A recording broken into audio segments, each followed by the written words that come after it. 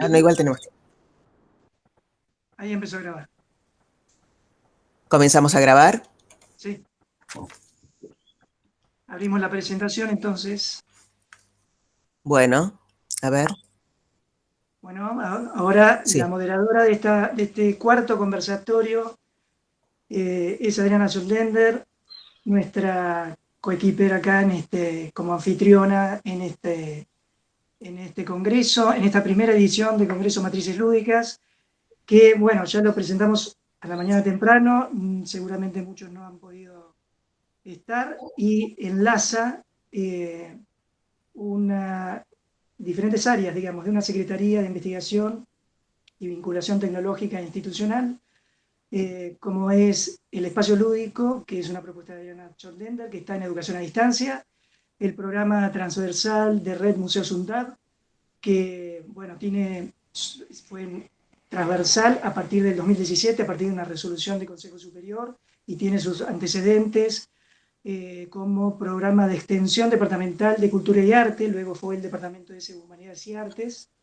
y bueno, en ese marco hay un vínculo constante y de relación y de trabajo conjunto. Adriana también es referente docente de uno de las sedes museos del programa de red, que es el Virtual y Cartográfico del Sur, de la sede España, y en este marco el diálogo que tenemos con ella es constante y bueno, es un placer trabajar con Adriana y tenerla ahora como moderadora, así que te pido que presentes a tus invitados y bueno, vamos a seguir disfrutando de este congreso y de todos los espacios que están abriendo, Adriana, que después nos toca eh, empezar a relevar, ya se sonríe, eh, todos aquellos puntos que fueron presentados y que ameritan, digamos, profundizar en los sucesivos congresos, ¿no? Por supuesto. Muy bien. Bueno, entonces voy a presentar primero a Daniel Samoilovich, que es poeta, traductor, creador de juegos y editor. En 1980 se asoció con Jaime Ponianchik y juntos crearon la editorial Ediciones de Mente y el juego de tablero Carrera de Mente. Coordinó las sucesivas ediciones de este juego y asimismo escribió varios libros de juegos de ingenio que han sido incluidos en sus programas por instituciones educativas en Argentina, Chile y México. Como poeta, ha publicado 11 libros de poemas en editoriales de Argentina y España, algunos de los cuales han sido traducidos al sueco, al italiano y al francés. Entre 1986 y el 2012 dirigió el periódico trimestral Diario de Poesía. Es traductor de inglés, francés y latín.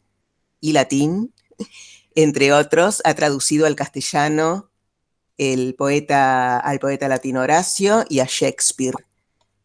Así que bueno, le damos la bienvenida a Daniel Samoilovich y te invitamos, Daniel, a que nos hables, que nos comentes tu presentación. Gracias.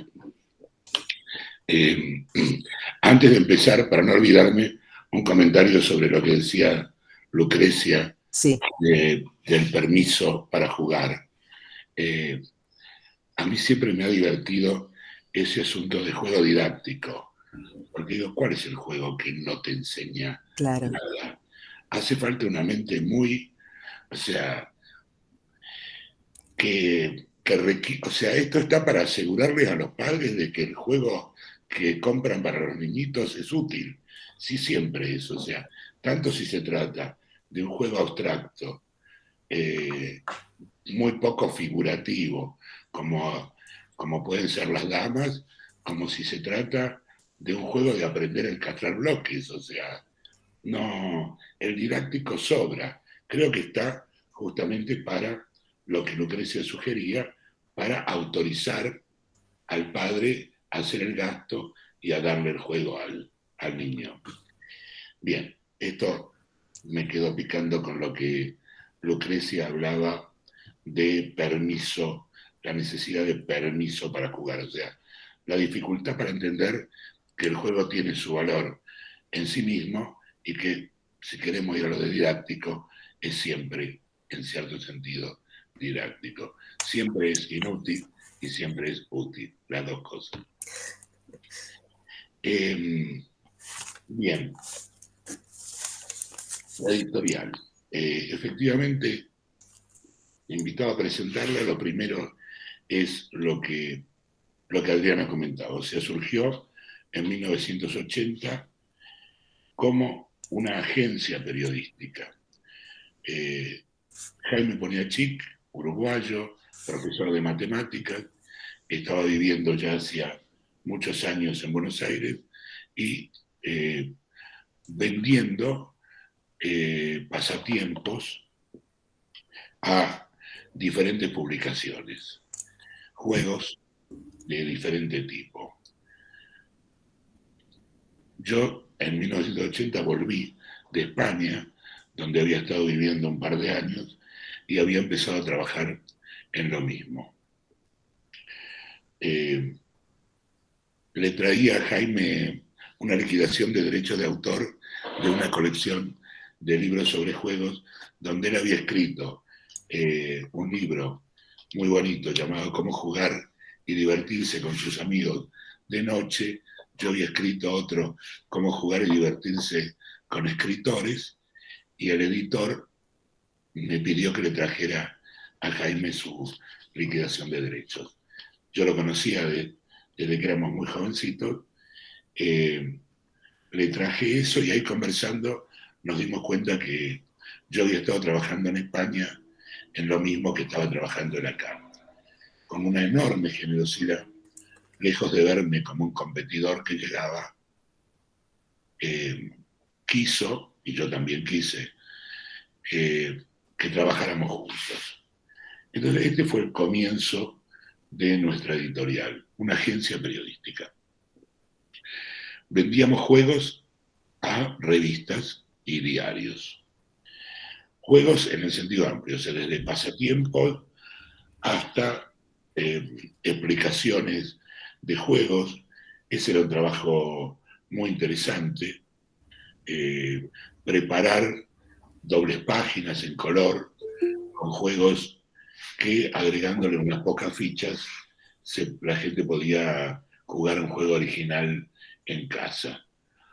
Ahí fuimos aprendiendo uno de otro, yo más bien aprendiendo de Jaime, muchos trucos y muchas cosas, por ejemplo, de cómo se debe explicar un juego de tablero.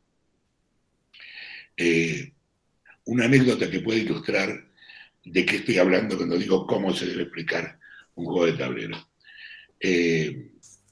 Por supuesto, para tener juegos nuevos, para ofrecer a los lectores, comprábamos muchos libros. Bien, había dos libros, uno en inglés y otro en francés, que tenían juegos del mundo, bellos juegos del mundo. Bien, juegos del mundo, los más bellos juegos del mundo. Lo curioso es que el mismo juego, en inglés y en francés, ocupaba un espacio muy diferente en la explicación de cómo jugar. Pongamos, por caso, una familia de juegos africanos, los Mancala. Pues por alguna razón, en inglés llevaba, no sé, como diría, 2 o 3 páginas de libro con tableritos y explicaciones, y en francés llevaba en una página, estaba liquidado. ¿Qué era lo que pasaba? En aras de la elegancia de la presentación, el libro francés no te contaba todas las dudas que se pueden producir en un juego. Todos los momentos de conflicto. Bueno, ¿y si pasa esto? ¿Cómo se resuelve? Si llegan los dos al mismo punto, dudas que pueden quedar. Lo habían eliminado, en aras de una explicación elegante. El juego inglés estaba mucho mejor hecho. Pero aun cuando no tenía yo un modelo para eso, les aseguro que también existe el peligro contrario. Quiere decir que si uno explica un juego con un nivel de detalle excesivo, puede parecer, seguramente va a parecer, más difícil de lo que es, con lo cual desalienta de jugarlo. Y esto también es un defecto, o sea, la mejor explicación no es aquella, por supuesto que está excluido el hecho de eliminar las situaciones ambiguas y no decir nada sobre ellas y que los jugadores se arreglen, pésimo, pésima idea. Pero la otra, la de prever todo y ser clarísimo sobre todo y explicar todas las objeciones posibles y dudas, no, tampoco funciona, no puede ser. Lo mejor es encontrar el punto y además, en todo caso, separar lo que son las reglas generales de las explicaciones particulares, de las explicaciones de situaciones particulares. Esta y otras cosas eran las que iban diferenciando el tipo de trabajo que hacíamos nuestra agencia de lo que podía ser ir y copiarlo de un lado o del otro un juego. En un momento determinado de una revista para la cual estábamos haciendo muchas cosas, una revista de la editorial de humor, el director de la editorial decidió cerrarla y nos ofreció quedarnos con la revista. Este fue el comienzo de la parte propiamente editorial de la editorial. Ya implicaba otro tipo de desafío. Ya no se trataba de hacer juegos sueltos, sino de pensar una revista como un conjunto. Y pensar dentro de esa revista cuál era la proporción de notas más largas, notas más cortas. Aquella revista, esa primera revista nuestra, que se llamaba Juegos para Gente de Mente, tenía cuestiones de matemáticas, de letras, en fin. De esa revista fueron saliendo después otras más específicas. Por ejemplo, una revista de crucigramas variados. También ahí, aunque el registro era mucho más limitado, porque ya no traía una explicación de un juego de tablero o una especulación de tipo lúdico-matemático sobre los fractales. En esa nueva revista que se llamaba Quijote ya no había lugar para eso. Era una revista básicamente de juegos de palabras. También ahí había cuestiones que yo las llamaría de pauta, o sea, del equilibrio de distintas secciones. Hacer una revista es un arte, quiere decir. Requiere justamente manejar ese punto de equilibrio. Una revista, y esto ya no solo para una revista de juegos, no puede ser todas cumbres, ni puede ser llanura toda. O sea, tiene que tener puntos más altos, cosas un poquito más difíciles, más fáciles. Tiene que tener alguna nota, artículo, juego que lleva más espacio, otros que son como para ir rellenando espacios. Hay toda una tecnología que, bueno, nosotros fuimos aprendiendo paso a paso. En 1986 hay un salto en los trabajos que hacíamos, que era, a partir de nuestra revista y de conexión con otras revistas del mundo, vimos que se estaba imponiendo en todo el mundo un juego de tablero, un tipo de juego de tablero de preguntas. En Canadá había surgido uno que se llama Trivial Pursuit. En Estados Unidos había un juego de preguntas de la revista Time. En España el periódico El País tuvo uno. Bien. Nos propusimos hacer uno. En ese momento no teníamos para nada la tecnología de fabricar juegos de tablero, pero nos pareció que eso podía ser un éxito y nos pusimos a preparar las preguntas. Las preguntas, a pensar cuál era la mecánica del juego, que a nosotros nos gustaba. Nos dimos cuenta que el que era más interesante desde el punto de vista de las preguntas, del tipo de preguntas, y ahora voy a contar por qué era interesante, que era el canadiense, era medio pavo en el sentido de que la gente iba dando vueltas sobre una rueda obteniendo premios, pero no tenía nada de carrera, no tenía nada de esa cosa excitante de avanzar sobre un tablero, de ir cumpliendo una etapa o unas etapas sobre un tablero. Ni tampoco era un juego posicional, que es la otra gran familia de juegos de tablero. Estoy pensando en el Go o así. No tenía ni una cosa ni la otra. Bueno, nosotros decidimos llevarlo a una mecánica de carrera, ponerle algo de chispa, algo de que no fuera solamente voy contestando preguntas y a medida que las contesto bien, voy ganando premios y cuando tengo cierta cantidad de premios gano el juego. Le pusimos otras cosas que habíamos visto en ese trabajo nuestro de relevar juegos, de explicar juegos. Por ejemplo, otro mecanismo que algunos juegos tienen y otros no, que a mí me gusta mucho, nos gustaba mucho, que era el robo. O sea, de pronto caigo en el mismo lugar del tablero donde hay otro y si hago cierta cosa, por ejemplo, si contesto bien una pregunta, pero estando en la misma ficha, en el mismo casillero que el otro, le robo un premio de lo que el otro ya se ha ganado. Esto introducía un cierto nivel de sorpresa, porque también otro tema de los juegos competitivos. No es lindo en un juego, no es bueno que cuando alguien va ganando, ya está, se cortó solo, va adelante en la carrera, o ya en el backgammon, pongamos por caso, sacó muchas fichas para afuera y ganó. Ya está, desde el medio juego se ve que es irremontable.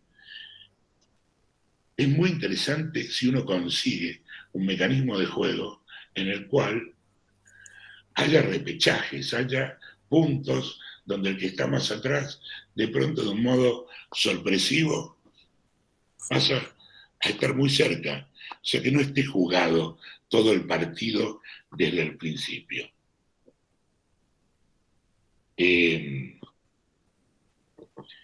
Bien, otro tipo de cosas más propias de las preguntas. Estoy hablando siempre de nuestra creación, el juego Carrera de Mente, ¿no?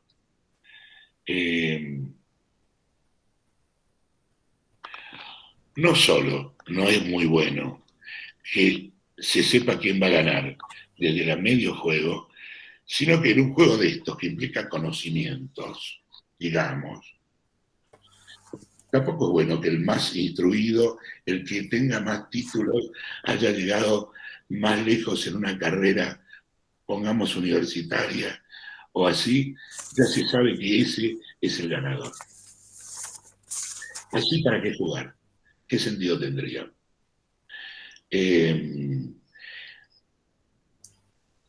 Bien, ¿cómo se evita en un juego de conocimientos que aquel que en principio tiene más conocimientos sea de antemano el ganador? Bien, hay trucos, hay trucos. Primero, sí, carrera de sabientes. No, justamente, la idea es que no sea una carrera de sabiondos. Nosotros dimos por bueno el juego el día en que en una familia donde había un muchacho que arquitecto, una hija psicopedagoga, otro hijo comerciante, la madre ama de casa, el padre corredor de comercio. Muy distintos niveles educativos y bien. El día que ganó el ama de casa, este juego está bueno. Este juego está bueno. ¿Cómo se hace eso? Primero, un poco más de lugar al azar del que parece. Concederle un sitio al azar. A mí, por lo menos, mi juego preferido, voy a decirlo de antemano porque esto explica un poco algunas de las preferencias, es el backgammon. Un juego donde la habilidad, la táctica, la estrategia interesan un montón, pero hay un lugar para la suerte. Más que el ajedrez, donde el gran maestro de ajedrez gana 14 partidas simultáneas a los que están, los que saben un poco menos. ¿Cómo voy con el tiempo, Adriana? Sí, ya te quedan 2 minutos. Okay, o 3, si querés, ya redondeando. Bien, bien. También la mecánica de las preguntas, la sorpresa, la pregunta que no es simplemente cuál es la capital del Líbano, sino, qué sé yo, una de mis preguntas preferidas de la primera edición de la carrera era ¿de qué color es la caja negra de los aviones? Tanto me hubiera gustado si es negra de verdad, no es negra, como en el caso de que no es negra. Pero la pregunta que desafía el ingenio, mezclada con las preguntas de los conocimientos. Bueno, pues para empezar esto. Muy bien. Bueno, muchas gracias, Daniel Samoilovich. Los que quieran ir haciendo preguntas pueden escribir por el chat. Ahora vamos a presentar a Ezequiel y le damos también las buenas tardes, buenas noches para Jesús, buenas tardes para nosotros. Así que voy a seguir acá con la presentación. Buenas. Bueno, mi nombre es Ezequiel, soy... Espera que te presento. Espera Dale, un dale. segundo. Acá estás. Bueno, Ezequiel Wittner, que es cofundador editorial de la editorial El Dragón Azul y cofundador de Geek Out Argentina. Ahora sí, Ezequiel. Bueno, siempre me trabo para empezar. Bueno, con la editorial El Dragón Azul nosotros arrancamos hace más o menos unos 6-7 años. Arrancamos con mi esposa jugando juegos lo que entraría en categoría modernos, que son con muchas comillas, porque no son muy modernos, que digamos, solamente que son más nuevos. Y en el proceso en el que habíamos arrancado, la editorial casi fue fundada por, entre comillas, por error, porque nos encontramos con el detalle particular de que no encontramos juegos del tipo de juegos que nos gustaba jugar con Laura. Decidimos que estaría bueno, pero mientras tanto estábamos organizando con Geek Out jornadas de juegos donde la gente venía, jugaba cosas y se encontraba con, no sé, con un mundo nuevo. Teniendo nosotros en ese momento una ludoteca de 40 juegos diferentes, queríamos que la gente conozca más juegos. Nuestro primer juego fue Imperios Milenarios, además de ser nuestro primer juego, fue una experiencia de producción porque el contrato de licenciamiento que teníamos para con este juego requería que sea con unos componentes específicos, una calidad específica, un montón de características y era un licenciamiento por una tirada bastante limitada. El juego Imperios Milenarios de Juan Carballal. El juego realmente funcionó, aunque tenía el detalle de que era un juego particularmente trabajoso de producir porque tenía mucha mano de obra. Pero bueno, gracias a ese juego tuvimos el puntapié para juegos futuros. Cuando empezamos a evaluar muchos juegos, lo primero que pensamos es que para poder hacernos conocidos como editorial teníamos que caer en conseguir juegos que ya tengan propio renombre.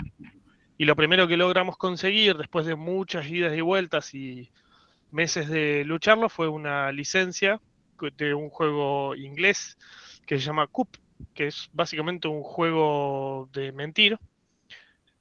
Suele ser una fácil simplificación del juego, que es un desconfío complejo. Coop, primero tuvimos mucha reticencia para conseguir la licencia porque, bueno, tenemos en el mercado local una cantidad brutal de empresas que plagian juegos de otros lugares o que los copian bajo otro nombre, pero es un juego, literalmente es el mismo juego que sale en otro lugar, pero con otro nombre. E incluso hay otros casos en donde es el mismo juego, el mismo nombre y la misma tapa escaneada, impresa, pero no va el caso. Con esa problemática nos encontramos a la hora de avanzar. Como al mismo tiempo consideramos que era vital para poder avanzar como editorial, insistimos un montón, tuvimos un montón de vueltas, nos costó muchísima plata conseguir la primera licencia de Ricky Tata del CUP. Y logramos el proceso de edición, el proceso de licenciamiento. Luego nos encontramos con el segundo problema, por ser cómodos, por no tener conocimientos previos, de cómo hacer una producción de un juego y darnos cuenta de que la inversión que requiere esa producción era bastante alta, dado que nosotros no tenemos una imprenta propia ni nada por el estilo, sino que empezamos a salir a buscar quién produce cartas, quién produce cajas y todas esas cosas. Ahí nos encontramos que los mínimos de producción chica, por encima de una producción chica, es de 1000 unidades y empezamos a tener que evaluar un montón de cosas más. Obviamente nosotros entramos al rubro medio a los tumbos, tipo aprendiendo sobre la marcha qué es lo que más conviene. Entonces logramos encontrar la posibilidad de imprimir cajas que sean plegables, evaluamos calidades de material e incluso gastamos extra en calidad de cartas y en calidad de caja, agregando, ¿cómo es que se llama esto? Laca sectorizada a la caja para que tenga mucho mejor visualización cuando la gente lo tiene en su propia ludoteca. En las cartas fuimos a buscar la mejor calidad posible de cartas. Incluso sé que existe más calidad, pero bueno, era hasta donde nos daba el cuero. Porque parte del componente de lo que le estaba faltando dentro de nuestro conocimiento era que era necesario que el componente que ofrezcamos en el producto compita con el producto importado que la gente que nosotros conocimos que había mucha gente consumiendo. Era ofrecer un producto a la altura de los productos que ya se venían consumiendo, gente que pedía fuera principalmente. Y con CUP logramos esa calidad. Tuvimos que pagar un montón de plata de ilustrador, algo que fue una decisión fuerte, es que tanto la ilustración como el diseño gráfico durante el momento de la edición básicamente define la posibilidad de venta y la presencia propia en góndola. Paso a paso pasamos por un par de licencias más hasta que caímos en una licencia de un juego español que se llama Virus. La realidad es que el juego rompía con nuestro estándar de tipo de gráfica e incluso iba a un público diferente del que nosotros veníamos acostumbrados. Virus es un juego hiper mega familiar. Puntualmente en España, en ventas de Amazon, le compite al 1. Incluso tiene más ventas que el 1 en algunos meses. Como para establecer lo masivo que es el Virus en España. Acá en Argentina nos encontramos con ese producto, evaluamos bastante con Laura, mi esposa, sobre qué tanto queríamos arriesgarnos a un producto para un público que no estábamos tan acostumbrados, un público tan masivo, que además ofrecía una gráfica más que nada infantil. Y nos encontramos que el juego tiene una excelente respuesta. O sea, se vende bien. El enfoque a este nuevo público nos resultó piola, incluso nos empujó los otros productos que ya teníamos. Para cuando llegó Virus ya teníamos otros 6 productos más en cartera que si bien vendían, no vendían a la velocidad que vende Virus mismo. Ahora, durante este proceso, uno de los problemas más fuertes que nos fuimos encontrando, que no era tanto, no sé si la palabra es un problema, sino que es algo que venía de la mano con lo que ya veníamos haciendo, que era cómo llegar a más lugares, cómo hacer que la gente juegue. Ahí nosotros con Geek Out, que era una comunidad de juegos de mesa que venía organizándose fuerte hasta que llegó la pandemia, veníamos armando eventos con 1.000, 2.000, 3.000, 4.000 personas, hasta que en el 2019 logramos pegar un evento en el Colegio San José, que metimos, creo que 3.500 personas por día, una cosa así, ya lo tengo un poco fuera de la cabeza. Un evento de 2 días, en donde casi explotó. Un evento en ese caso fue nuestro primer evento con una entrada paga, siempre elaboramos todos los eventos de forma gratuita, cubriéndolos con publicidad y difusión. Pero en este evento puntual pudimos ver que hay mucha más demanda del juego para adultos, sobre todo porque el público que apuntamos es gente de nuestra propiedad, alrededor de 30 años. Y nos encontramos con que hay demanda, con que hay mucha gente con necesidad de conocer cosas nuevas, con que hay mucha gente con necesidad de volver a recuperar el espacio de juego familiar, o incluso gente que, si bien nunca va a competir con el videojuego, pues son lugares diferentes, mucha gente que juega videojuegos también lo toma como un espacio para poder relacionarse socialmente con sus pares. Y este proceso nos empezó, de alguna manera nos empujó a querer buscar más opciones, ya sea de juegos un poco más masivos, manteniendo también un poco nuestros propios juegos ya más orientados al que le gusta jugar más duro. El jugador de culo duro, vamos a decir, como vocabulario no aplicable. Y durante pandemia nos encontramos con la posibilidad de imprimir un juego que se llama A las Chapas, que es un juego bastante familiar también, una propuesta sencilla. Unos chicos propusieron un set de reglas para jugar un juego que mucha gente jugaba en el auto, pero como juego terminó siendo bastante interesante porque es un juego económico y fácil de llevar, portable, es un mazo de cartas. En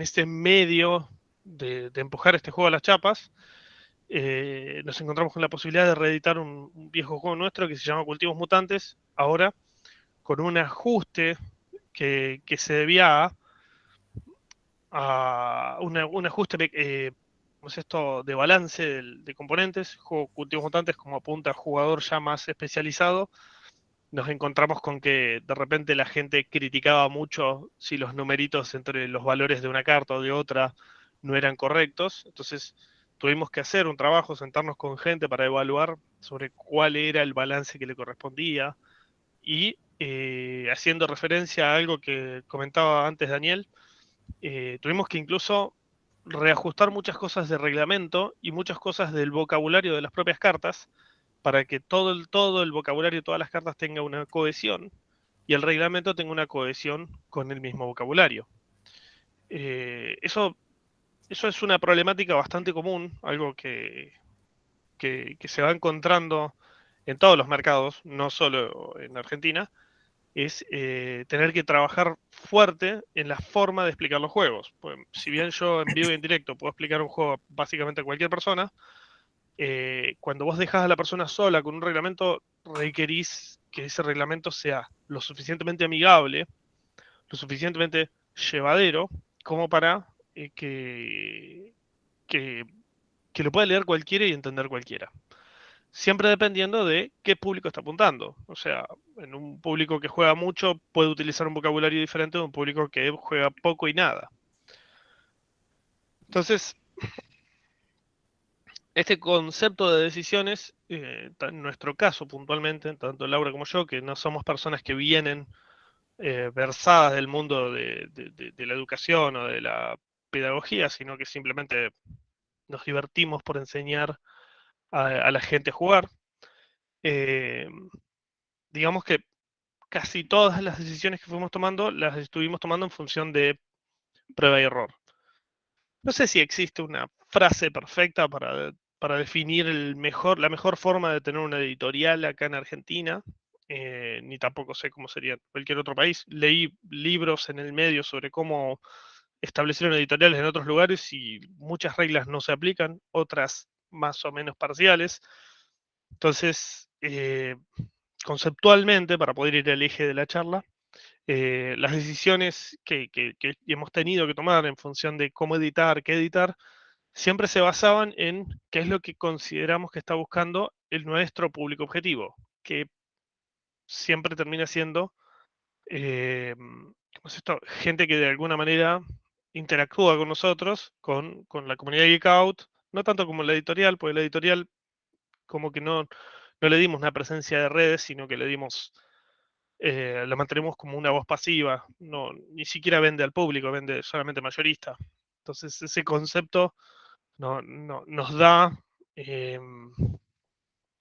a nivel editorial, nos hace perder un poco de presencia, pero a nivel Geek Out nos permite obtener siempre un muestreo fuerte de lo que consideramos válido o útil. Eh, Al mismo tiempo, en el medio de todo esto, cada vez que encontramos alguna persona o alguna, bueno, sí, alguna persona que estaba en la búsqueda de editar sus propios juegos, siempre nos sentamos a debatir sobre qué es lo que quieren, cómo lo quieren hacer. Mucho de lo que hicimos como editorial siempre se basó en empujar a la misma gente que está queriendo hacer este mismo trabajo desde nuestro corto conocimiento. No sé cómo podría enfocarlo de forma como para aclarar que no la tengo para nada clara, simplemente que lo mismo que fuimos viviendo en estos últimos 7 años, siempre lo fuimos informando hacia los demás porque nos parece que es la mejor forma de hacer crecer este hobby que es jugar ya de grande. Eh, yo mismo juego un montón, mi esposo juega un montón, características puntuales. Y ahí es, bueno, siempre que empiezo a hablar me derivo por muchos lugares y pierdo el hilo en el medio, perdonen. Pero bueno, volviendo al tema. Las decisiones relativas a la edición que fuimos tomando fueron en función del público. Las decisiones en producción fue encontrar los mejores precios. Todavía no nos animamos en su momento. Varios de nuestros juegos tienen algo que se le dicen en varios lugares del mundo, se le dicen meeples, que son representaciones antropomórficas de un personaje que trabaja en el juego. Nosotros los mandamos a hacer en acrílico con corte láser, que es una característica que no es bien recibida porque lo que más se consiguió fueron productos hechos en madera, de afuera, no de acá. Pero lo mejor que podíamos conseguir en esa decisión de edición fue los meeples de plástico en corte láser. Ese tema, esa parte de decisión, se evaluó bastante respecto a otras opciones como goma espuma o, ¿cómo era? O diferentes fichas de plástico, las clásicas fichas de plástico de TEG. Fue principalmente para darle una identidad propia al juego, porque algo que también nos falta a nivel de industria, creo yo, nacional, es que no tenemos una identidad. Básicamente, el 60% de los juegos que se manejan dentro del mercado usan las mismas fichas del TEG clásico o los mismos conitos que vende la misma inyectora de plástico que todos conocemos. Eh, entonces, ahí entraba mucho el concepto eh, de cómo enfocar la producción. Mucho del trabajo de materiales alternativos termina siendo realmente clave. Hay varias editoriales en el mercado que fueron encontrándole la vuelta para ofrecer ¿cómo es esto? Un material distintivo, una forma distintiva de expresar el juego. No sé cómo estoy con el tiempo, pero Te quedan 2 minutos. bien. Después de eso, algo que muchas veces hacemos desde el punto de vista editorial es recibir propuestas. Recibo por mail paquetes de reglas, propuestas, ideas, que me siento, debato con las diferentes personas. Obviamente, menos del, menos del 4% terminan pasando, pero al momento de evaluar todos estos paquetes de reglas, siempre termino evaluando cómo creo que va a interpretar o cómo esa persona que me presentó el paquete de reglas utilizó el vocabulario o sabe conocer el público al que solemos apuntar. Una de las grandes situaciones que me encuentro más seguidos es que mucha de la gente que nos viene a proponer juegos para editar no conoce el público al cual laburamos y tampoco conoce nuestros productos. Cosas que pasan. Entonces, ahí tengo que parar la moto y preguntar, che, ¿vos entendés el producto que elaboramos? ¿Entendés las características de componentes y las características de forma de juego que estamos ofreciendo? Al mismo tiempo ir rechazando plagios o juegos que se parecen demasiado a otros, porque consideramos que el diseñador debería tener su propia ganancia por el esfuerzo que le implicó diseñar, así como una persona escribe un libro, otra persona diseña un juego. Este, y pero bueno, eso es más o menos el englobe que se le podía dar en 15 minutos. Bueno, muy bien. Les cuento que conocí a Ezequiel en un evento en el Centro Cultural San Martín, que había como 400 personas. Dije, uy, cuánta gente. Y después cuando fui a este evento que nombró del Colegio San José, que había, no sé, sí, 5.000 personas, era una cosa tremenda. Fue muy emocionante porque en realidad ver jóvenes, gente que ronda los 30 años, que decide un fin de semana ir a un lugar a jugar juegos de mesa, me pareció realmente muy emocionante. Y aparte también emocionante el ver que había muchos de estos jóvenes que iban con sus propios juegos elaborados por ellos mismos y que incitaban y que trataban de que la gente aprendiera su estrategia y aprendiera su juego, y la felicidad de estos jóvenes mostrando su creación y impulsando a que los jóvenes jueguen. Y la gente, yo jugaba, que tampoco soy joven, todos los que pasábamos por ahí jugábamos a ese juego que había creado, varios habían creado juegos, y era muy emocionante ver cómo enseñaban y cómo trataban de ver si a la gente le gustaba su producto. Así que son eventos muy interesantes donde no suenan los celulares, cosa que es así algo muy raro, y donde todos los jóvenes están alrededor de una mesa pensando una estrategia, exprimiendo el cerebro, divirtiéndose, haciendo sociales, conociendo gente. Así que la verdad que felicitaciones, el evento positivo. Muchas gracias. Ya vamos a ver si el año que viene podemos repetir. Claro, eso era presencialidad, porque hoy 4.000 personas es imposible.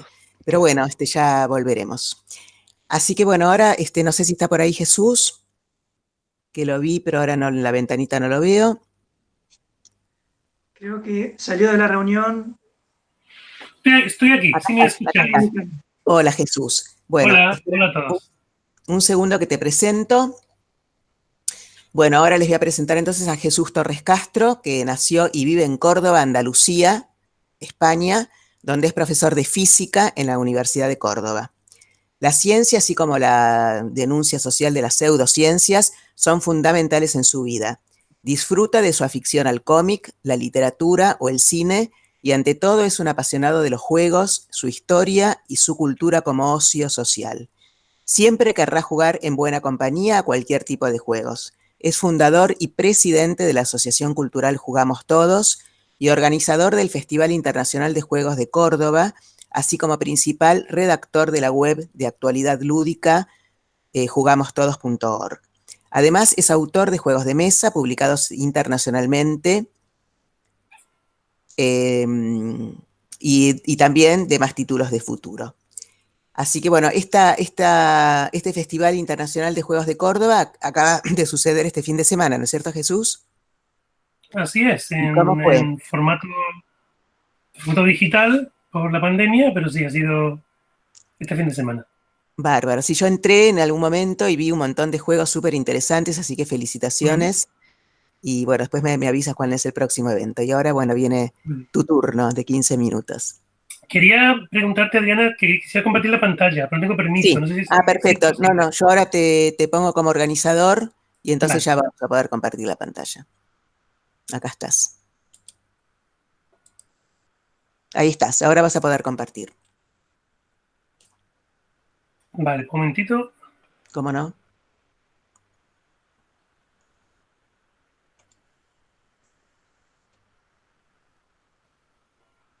¿Ya veis nuestro logotipo en pantalla? Sí. Bueno, ya pues voy a contaros nuestra experiencia como asociación y cómo esto ha influido, o esperemos que sí lo ha hecho, en el programa lúdico español.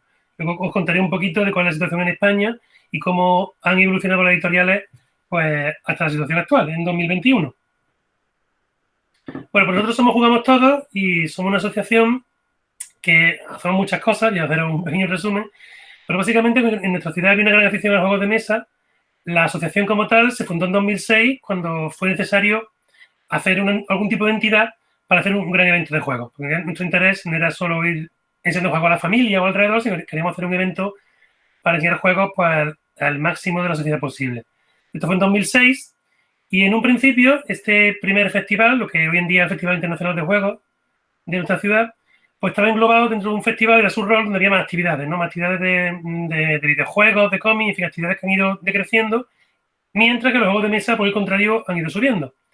Las características de este festival es que son abiertos al público y desde un principio quisimos hacer que los juegos, así como las personas que los crean, fuesen protagonistas.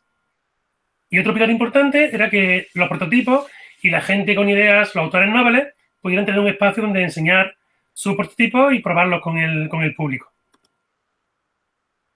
Además, el festival tiene lugar en ese edificio que veis en la imagen, que es un Palacio de la Merced, que está en el centro de Córdoba. Y esto es fundamental, porque en las ciudades suele haber palacios de congresos o sitios así que están un poco más alejados de la ciudad. Sin embargo, este palacio, que es un palacio enorme, con mucho espacio al aire libre para jugar dentro de él, pues está en el centro. Con lo cual, directamente, cuando abrimos las puertas del festival, que es de entrada libre, pues lo abrimos directamente al corazón de la ciudad. Así que ese es el objetivo, ¿no? Mostrar los juegos de mesa a la sociedad. Esto lo conseguimos con una doble agenda. Hay una agenda de actividades dirigida al público especializado y a la vez una agenda simplemente con cualquier persona que entre por la puerta del festival sin tener ni idea de lo que son los juegos de mesa hoy en día pueda entrar y disfrutar. Como consecuencia de que el festival en 2006, pues nos juntamos con mucha gente más, porque la asociación empezamos 6 personas, pero después del primer festival conocimos a muchas más, así que bueno, pues la asociación siguió creciendo y realizamos actividades durante todo el año.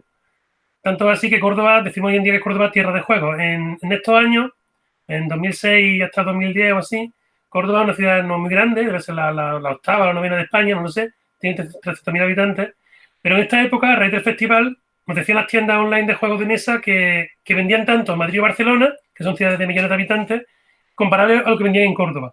Es decir, ese fue un efecto directo de lo que fue hacer un gran evento de juegos de mesa en Córdoba, como las ventas y la gente que jugaba juegos en esta ciudad, pues creció en esos años de forma grande. Bueno, aquí he puesto algunas fotos de lo que es el festival, bueno, lo que era el festival antes de la pandemia, con algunos números de la gente que nos visita, de la gente que viene por aquí. Y como digo, el pilar fundamental del festival es ese, que sea un festival abierto, donde cualquier persona que entra, pues puede disfrutar aún sin conocimiento. Estos son los carteles del festival a lo largo de los años. El festival siempre hay varios autores invitados, pero nos centramos siempre en un autor principal de fama mundial. Así que, y siempre tenemos la tradición de que el cartel enseña pistas más o menos claras de quién es ese invitado. Si conocéis algo de juego, podéis reconocer juegos de mesa, pues en ese caso ese año, ese autor estuvo invitado en el festival ese año.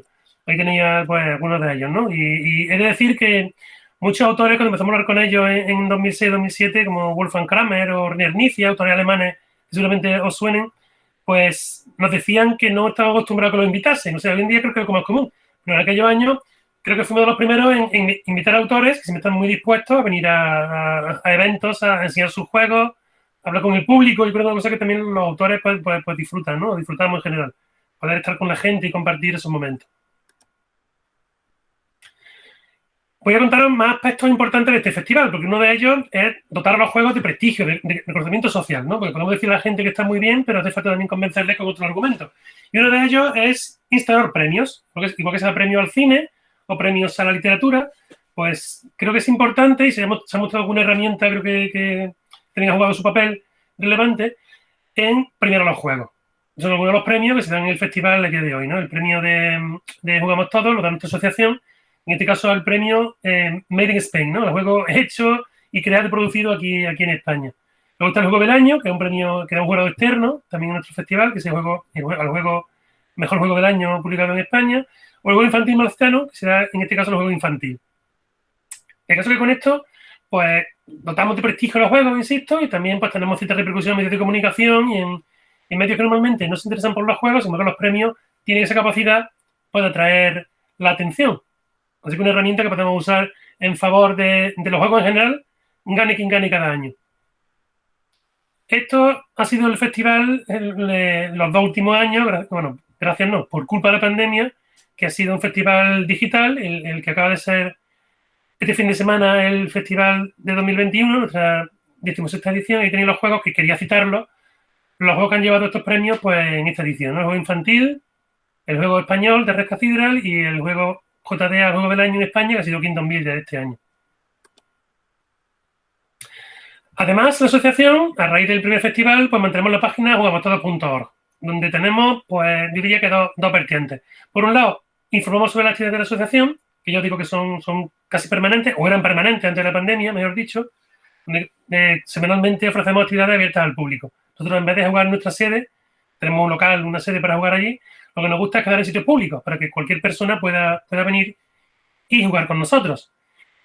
Y por eso sería una línea de la página, la información sobre la asociación, y otra sección sería una línea editorial de información sobre juegos, siempre insistiendo en los juegos como cultura y lo importante de la figura de los creadores de juegos, de las personas que crean juegos. A este respecto también hay mucho trabajo de investigación, y esto quería citarlos. Estos son juegos de mesa que jugamos, yo al menos jugué en mi niñez los juegos de Cefa. Los juegos de gran variedad del mundo son más antiguos, son de los años 60, pero tanto uno como otro no se conocían sus autores. Se publicaron en una época en la que los juegos no se acreditaban. De hecho, los juegos de grandes batallas del mundo en Alemania pensaban que eran alemanes, porque estos juegos tuvieron una edición alemana y, de hecho, en una feria los vimos expuestos allí como si fueran juegos alemanes, de romanos. Pero no, entonces, gracias a una investigación que tanto en un caso como en otro empezó a raíz de los ilustradores, porque la firma de algunos ilustradores era reconocible en algunas portadas. De ahí encontramos a las personas que hacían los dibujos y gracias a eso encontramos los autores, encontramos las marcas, en fin.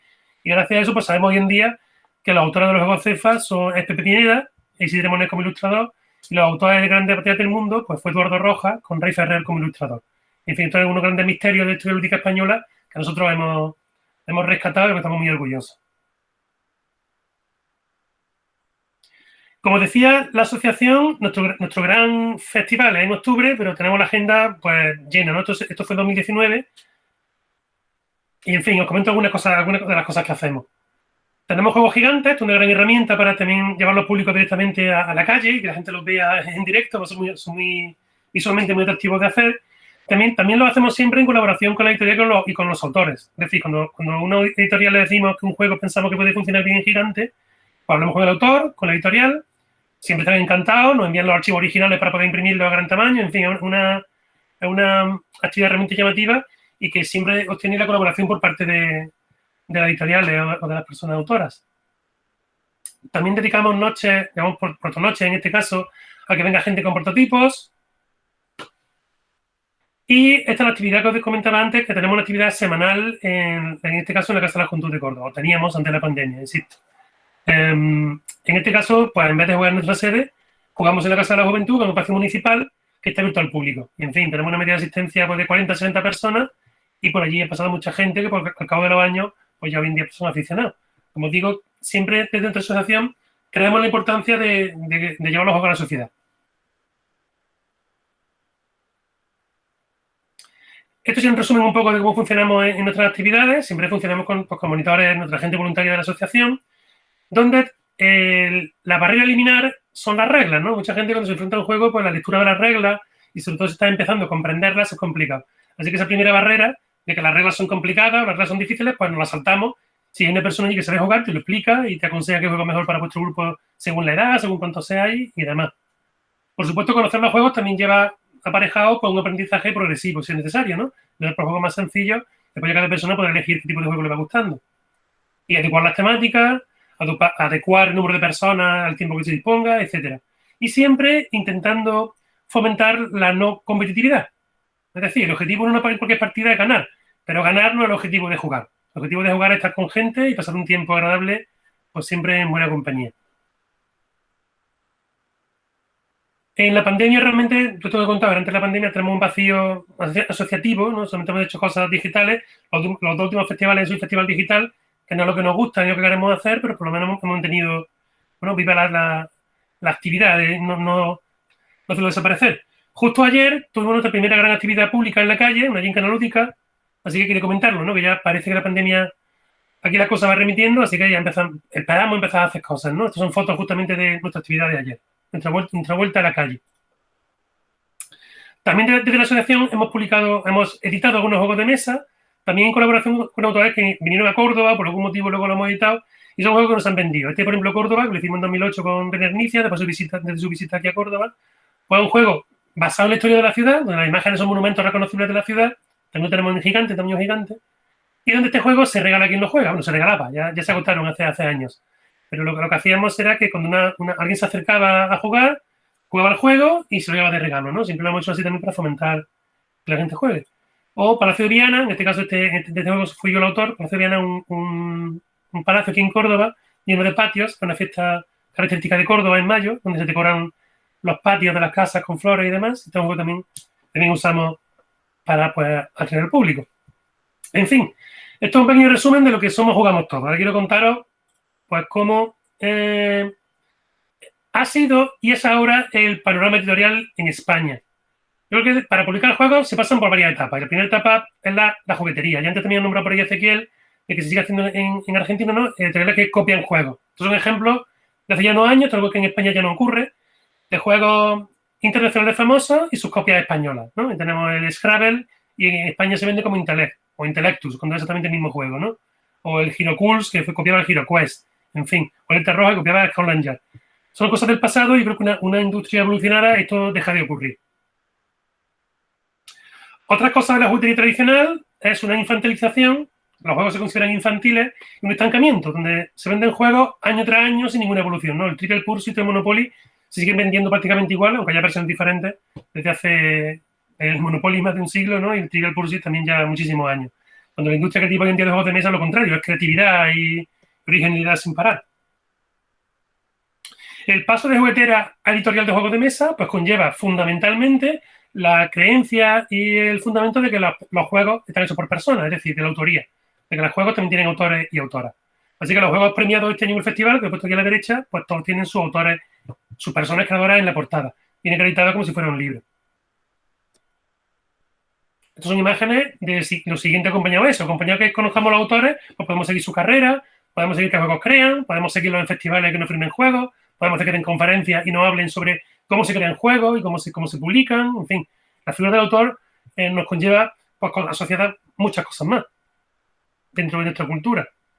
Y sobre todo por la expresión de creatividad y de originalidad que tenemos hoy en día en el mundo de los juegos de mesa pues, a nivel global. ¿No? Se publican miles de juegos al año en todo el mundo y vamos, estamos viendo básicamente la edad dorada, ¿no? De los juegos publicados, más que ninguna otra en calidad y en cantidad, diría yo. Existe un juego pues, para cada persona y para cada tipo de grupo de personas. Esto os lo quería enseñar. Mira, una gráfica donde se ve el crecimiento, son datos de la BGG, tenéis la referencia de la persona que ha hecho el estudio, juegos publicados al año a nivel global, donde se ve un crecimiento estable del año 60 y se produce un crecimiento súper brusco a raíz de la publicación de Catán. También influye en Alemania en la creación del premio Spiel des Jahres en 1979, cuando se creó. En leve crecimiento, pero vamos, el salto tremendamente brusco de la gráfica en vertical es con la publicación de Catán de Klaus Teuber, ¿no? El juego alemán que luego se expandió a diversas partes del mundo. Y a raíz de Catán, pues veis cómo el número de juegos ha crecido exponencialmente y sigue creciendo exponencialmente en los últimos años. ¿Qué ocurrió en España? Bueno, en España Catán llegó unos años después, se publicó en el 95 en Alemania y poco después en Estados Unidos. En España llegó en el año 2000. Esta gráfica corresponde a otro estudio hecho en España. Y veis que la publicación de Catán en España, sin embargo, no tuvo mucha repercusión durante varios años. Y el crecimiento en España ocurre en 2006, a partir de 2005-2006. ¿Qué ocurrió ese año? Bueno, pues ese año fue justo el año que se creó el juego del año, el premio al juego del año en España, o que comenzó el Festival Internacional de Juegos de Mesa de Córdoba, y al año siguiente del festival aquí en Córdoba empezaron a surgir eventos de juegos en otros sitios. Es decir, que yo creo que la creación de eventos y el fomento de los juegos en la sociedad realmente tiene efectos en el mercado, ¿no? Y la gente efectivamente juega más. Estos son las editoriales en España, como están repartidas por todo el Estado, he marcado las dos principales editoriales de Córdoba. Y, en fin, es un fenómeno en España, diría que es general. No están concentradas en Madrid y Barcelona, por supuesto allí más, son ciudades más grandes, pero hay editoriales de juegos modernos en todo el Estado español a día de hoy. En fin, creo que ya he cumplido el tiempo y espero que os haya resultado interesante. ¿Tienes alguna pregunta más? Luego podemos ampliar cosas sobre esto. Gracias, Jesús. Ahora van a venir las preguntas y los intercambios también entre los expositores si quieren hacerse preguntas entre sí. Así que, bárbaro. Bueno, vamos a leer algunas cosas del chat. A ver.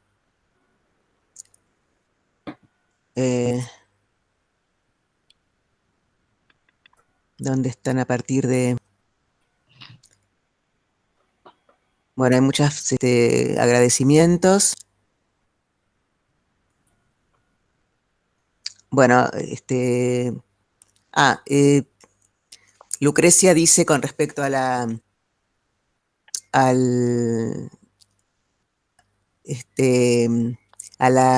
no me sale la palabra, ¿cómo se llama lo que haces vos, Daniel, la carrera de Mende? El juego, la revista. No, las revistas son... Las revistas son las de Editorial de Mente y la carrera... Y el juego es Carrera de Mente. Carrera de Mente, que Lucrecia dice que se tendría que llamar Carrera de Sabiondos.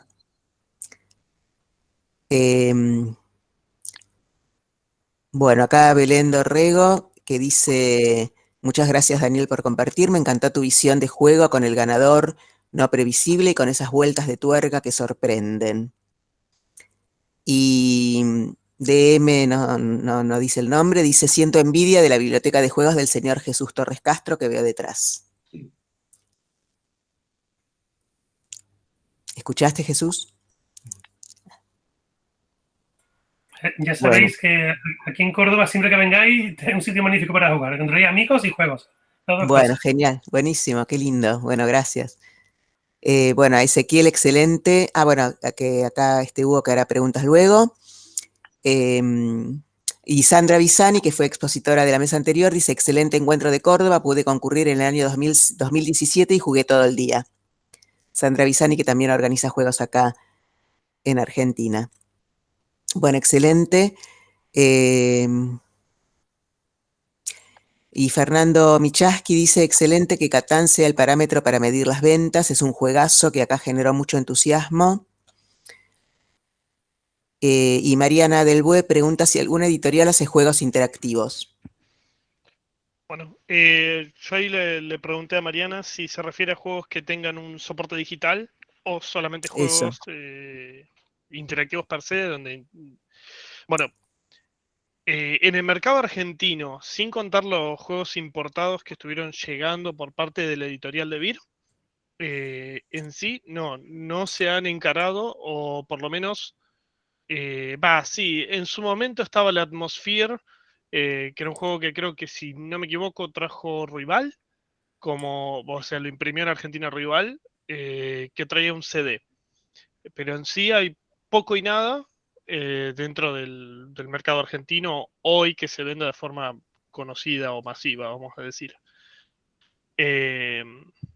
No se me ocurre nada. No sé si vos, Daniel, conoces alguno o Sandra. No, el Monopoly, en algún momento vino, uno de los Monopoly venía también con un CD, pero yo querría destacar que interactivos son los juegos de tablero todos.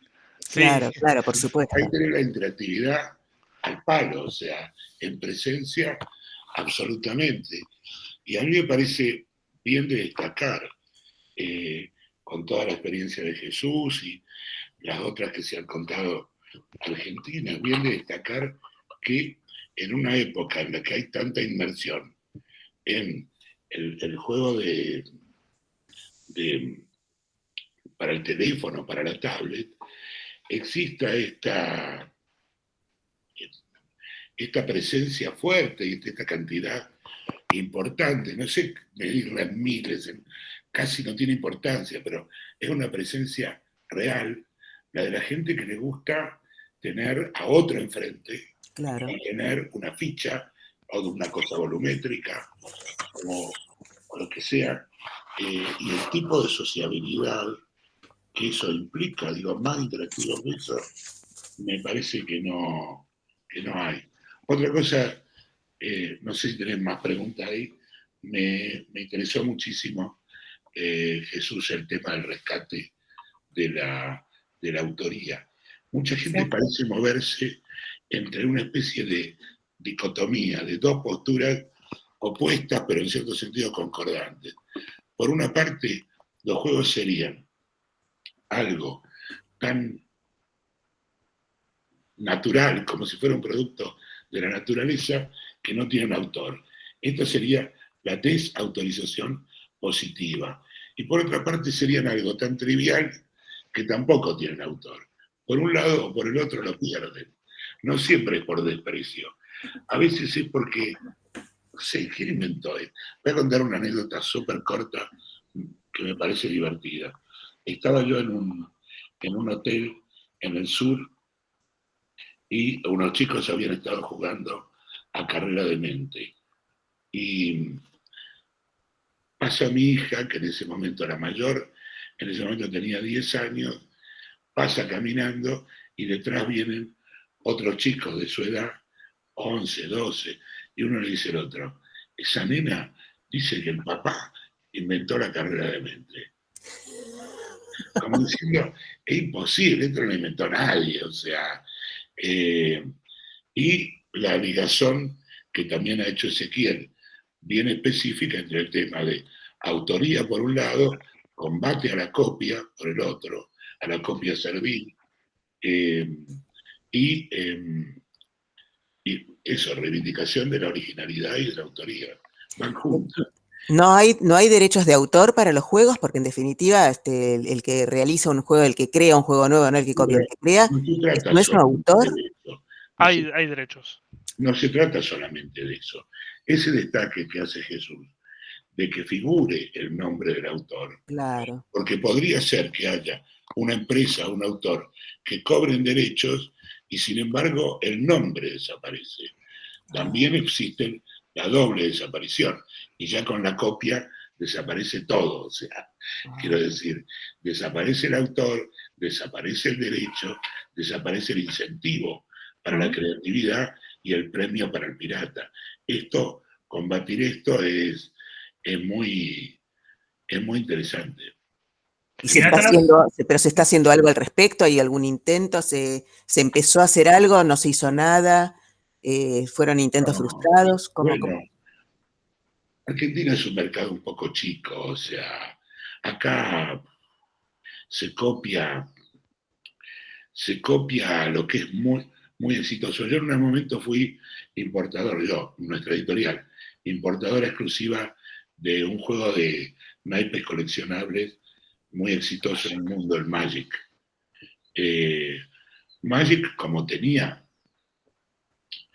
nosotros teníamos los derechos exclusivos, es como alguien, más allá de que fuéramos nosotros defendíamos ese juego, tanto su autoría como el hecho de que no hubiera pirateo. De muchas maneras distintas. Por un lado, comunicarle a la aduana para que no entre importado pirata. De muchas maneras, a través de abogados, o sea, es todo un trabajo defender el derecho de autor de un juego. Ahora, te diría que los juegos súper exitosos en el mundo, como el Yu-Gi-Oh!, un sucesor de Pokémon, un juego de cartas infantil de mucho éxito.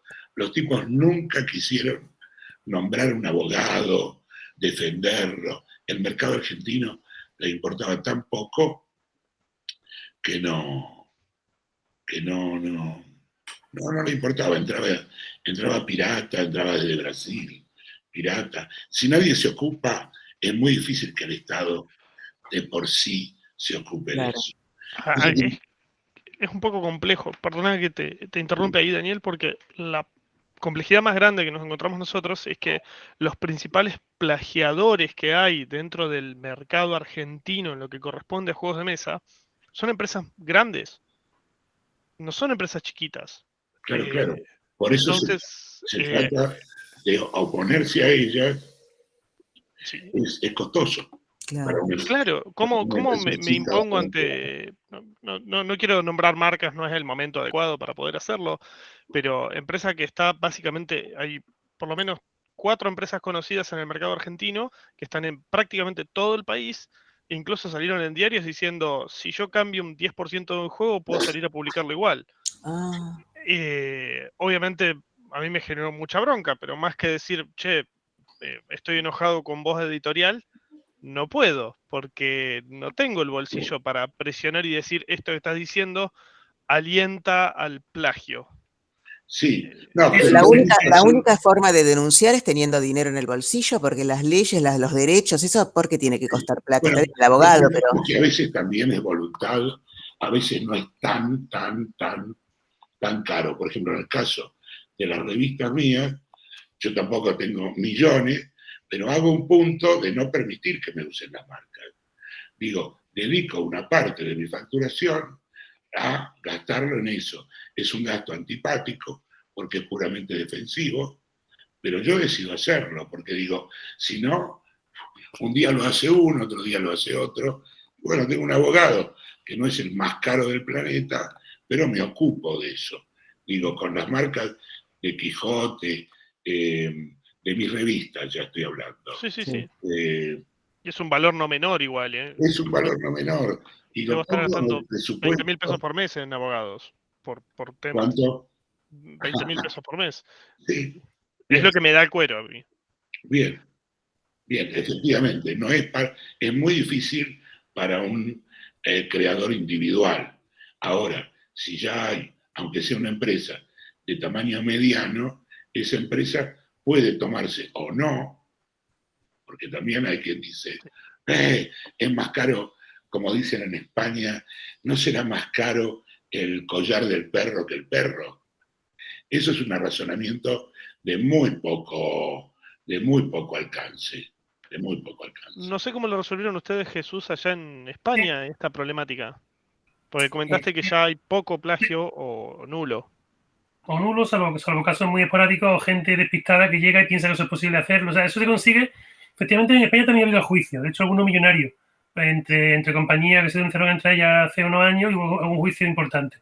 Pero básicamente se consigue con educación al público, o sea, con cultura de juegos. O sea, cuando el público conoce que un juego lo hace alguien, ya no va a comprar uno que no sea de ese alguien. O sea, si ya conocen que Klaus Teuber, por decir algo, el autor de Catán, las copias de Catán no son de esa persona. O sea, es como los libros. Tú no puedes registrar el argumento de un libro. Sí. O sea, que alguien en teoría puede coger una novela y volver a escribirla con sus palabras y escribir el mismo argumento. Ahora, no creo que eso venda. Ese libro no es el libro de tu escritor favorito. Entonces, yo creo que esto, la mayor forma de combatirlo, tanto aquí como en otros países, ha sido a base de insistir en esta cultura del creador, ¿no? De que las copias son copias y el público mismo es el que las está desechando. Estas empresas han dejado de hacerlo, básicamente dejaron de vender. Muchas de ellas siguen activas hoy en día y ahora publican juegos bien acreditados. O sea que yo creo que, aparte del tema legal, está el tema de la propia cultura en sí, en el público. La moral. La otra cosa es cuando hay... Eso ha funcionado, de hecho. Cuando hay eventos, por ejemplo, cuando nosotros hacíamos eventos grandes de jugar en shopping, donde fuera Magic, las cartas coleccionables, Magic the Gathering, el juego de cartas coleccionables, los torneos que venían varios cientos de chicos, etc., eran un modo de combatirlo. También estamos hablando de que yo tenía apoyo de la empresa norteamericana, productora del original del juego, para todo ese sistema de marketing. Pero cuando existen los torneos, es un detente importante contra la falsificación. Las cartas de Magic falsificadas, el chico pobrecito que llegaba con una carta de Magic falsificada no podía participar en el torneo. Lo siento mucho, pero era comercial también la defensa. Pero bueno, así es, vivimos en un mundo capitalista, digamos. Pero así como está la Sociedad Argentina de Autores, que defiende a los autores de teatro, de cine, de televisión, de danza, así como está la Sociedad Argentina de Escritores, de Autores, ¿no puede haber una sociedad de autores de juegos? No es mala idea. ¿Se pueden asociar? Pero es chiquito el mundo. No importa, los autores de teatro tampoco son tantos. Son menos que los escritores de novelas y sin embargo hay una asociación. Por algo se empieza. Sí. Se habló de una posibilidad de armar. Más, Sandra está, la Asociación Argentina de Juegos de Mesa, Sandra Bisani, que está, no sé si... Sí, recién hace un ratito se retiró. Sandra Bisani tienen armada una personería jurídica, se llama la Asociación Argentina de Juegos de Mesa. Estimo que están apuntando también a eliminar por ese lado como una asociación sin fines de lucro, pero todavía de nuevo, como sugiere Daniel, somos muy pocos. O sea, editoriales argentinas produciendo juegos de autor, o sea, juegos que tengan nombre de autor, como para poder poner un marco más chico. En este momento, si la memoria no me falla, son más o menos 15, 20. Estamos hablando de muy poco.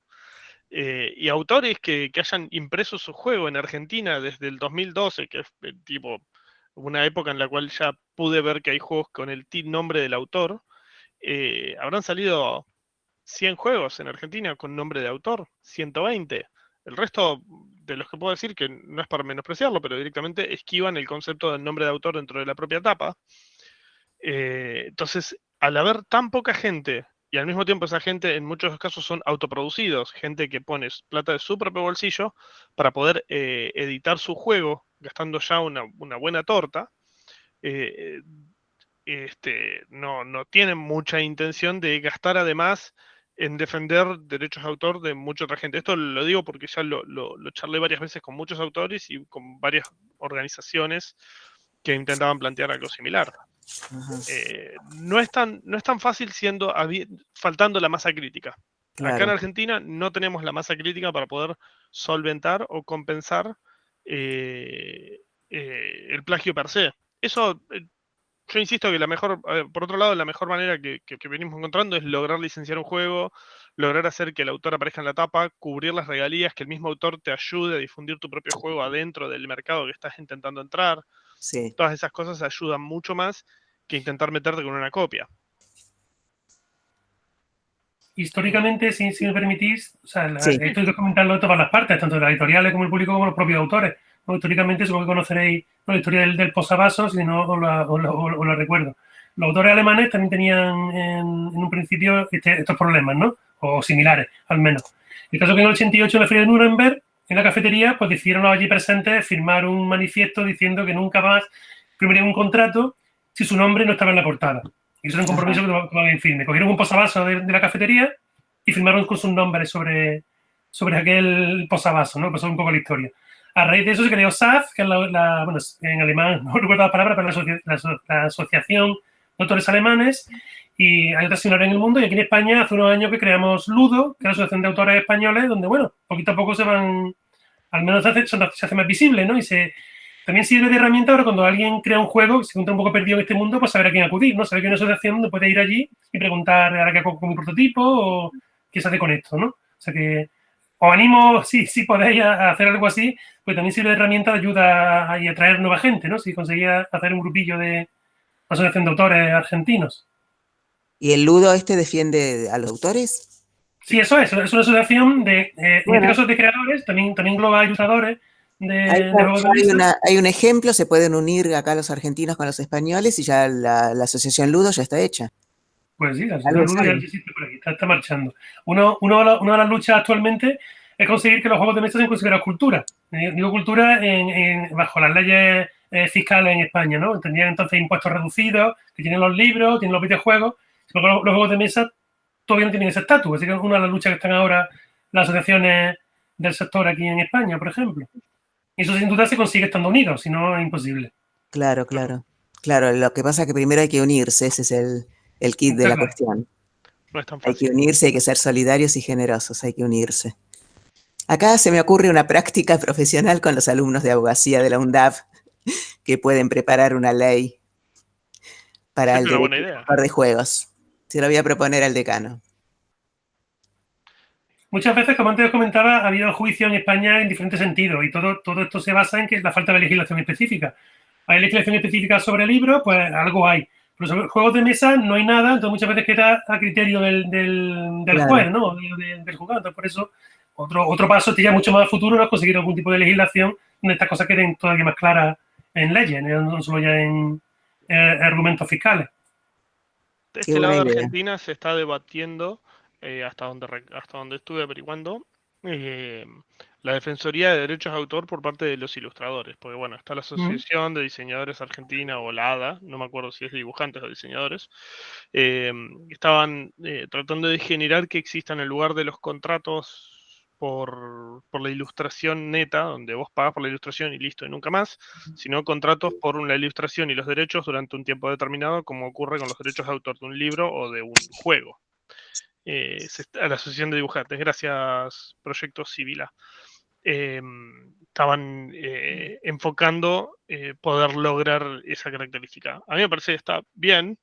No, eso afecta directamente al consumidor porque después esas ilustraciones son parte del costo propio del juego, pero me parece que es correcto que se haga. Sí, un poco mis preguntas iban dirigidas a que cada juego, lo que está denotando, ustedes, cada uno un poco lo fueron recorriendo también, es el equipo de trabajo que implica la producción de un juego. Se hizo por ahí hincapié en lo que tiene que ver con la logística, con la distribución y con todo el tema de los involucrados, que no es solamente el que pide un juego, sino el que lo puede hacer material, ¿no es cierto? Yo les pido que enuncien las diferentes características de aquellos que forman, que integran los equipos fue pensado para eso, para compartir cuáles son aquellas decisiones que involucran incluso más allá de decisiones de mercado, incluso desde el mercado, obviamente, los perfiles de aquellos que lo hacen posible, ¿no? Materializar. Recién citamos a Ada, que es la asociación antes, por decir algo, ¿no? Sí.